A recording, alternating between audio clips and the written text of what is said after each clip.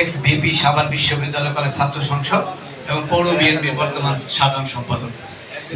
আমি পরিচয়টা তো দিতে হবে, হ্যাঁ নিজের পরিচয় তো দিতেই হবে।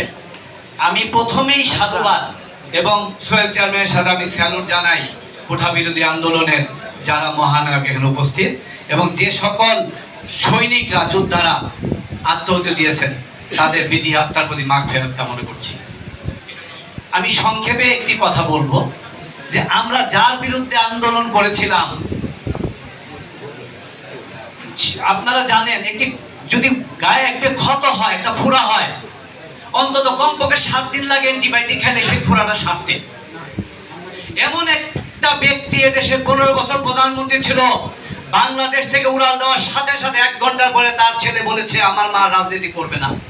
তার মানে 1 ঘন্টায় তার ক্ষত শুকিয়ে গেছে, বুঝেন? অতএব সে দেশ ছেড়ে চলে গেছে। এই দেশটা আপনাদের আমাদের সবার, এই দেশটা আমাদের থাকতে হবে। আমরা দেশ থেকে পালাতে চাই না শেখ হাসিনার মতো। আমরা সবাইকে নিয়ে বাঁচতে চাই, সবাইকে নিয়ে থাকতে চাই। আমার 2টি কন্যা সন্তান, একটি লন্ডনে পড়াশোনা করে কুইন মেরি ইউনিভার্সিটিতে। উঠাবের আন্দোলনের সময় 11 তারিখে চলে আসছে, জুলাই মাসের 1 মাসের জন্য আসছে।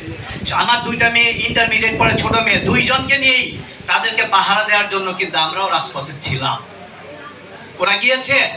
আমি বিনীতভাবে অনুরোধ করব, আমি আজকে কোঠা বিরোধী আন্দোলনের অনেক নেতৃবৃন্দ অনেক ভালো ভালো কথা বলেছেন।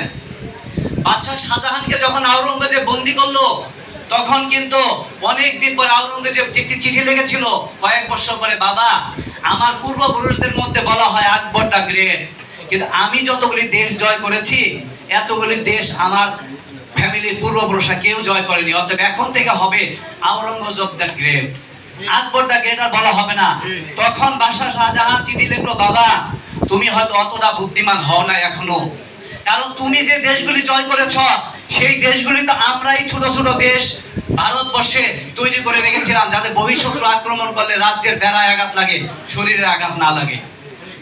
আজকে আমরা 15 বছর যাবত এই স্বৈরাচারিণীকে খেদানোর জন্য তিল তিল করে আন্দোলন করতে করতে আমরা একটা দ্বার প্রান্তে নিয়ে এসেছি। আন্দোলনে আজকে আপনারা, আমাদেরও সহযোগিতা ছিল আপনাদের নেপথ্যের কারিগর হিসেবে, আপনারা সফল। আপনারা আমাদেরকে নিয়ে অবশ্যই শ্রদ্ধার সহিত কথা বলবেন, এই প্রত্যাশা আপনাদের কাছে রাখি। বিএনপি এবং জামাত যেভাবে এবং আরো আপামর জনসাধারণ যেভাবে আন্দোলনে আপনাদেরকে সহযোগিতা করেছেন, আমি অনুরোধ জানাবো আপনারাও আমাদের এই স্মৃতির কথাটাও মনে রাখবেন।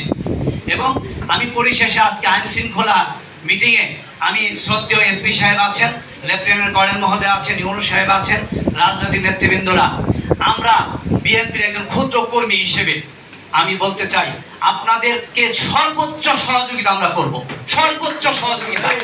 আমরা অতীত দিনের সমস্ত অপকর্ম, আওয়ামী লীগের সন্ত্রাসীদের কথা আমরা হয়তো ভুলতে পারবো না, কিন্তু আমরা হয়তো তাদেরকে ক্ষমা করে দিতে পারবো, কিন্তু এই ক্ষত আমাদের যাবে না। কিন্তু আপনারা অন্তত বিনয়ী পুলিশ হবেন, আপনারা আমাদের সহযোগ করবেন।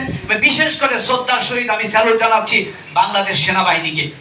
আপনারা যদি বাংলাদেশটাকে যেভাবে বিনির্মাণের করার জন্য, বিশেষ করে 5 তারিখে শ্রদ্ধেয় সেনাবাহিনী আপনারা এই স্বৈরাচারীকে দেশ ত্যাগের জন্য যেভাবে আপনারা নির্দেশনা দিয়েছেন, আপনারা যদি সেই দিন ডিফেন্স দিতেন তার পক্ষে, তাহলে আজকে দেশে হয়তো আজকে পর্যন্ত গৃহযুদ্ধ শেষ হতো না।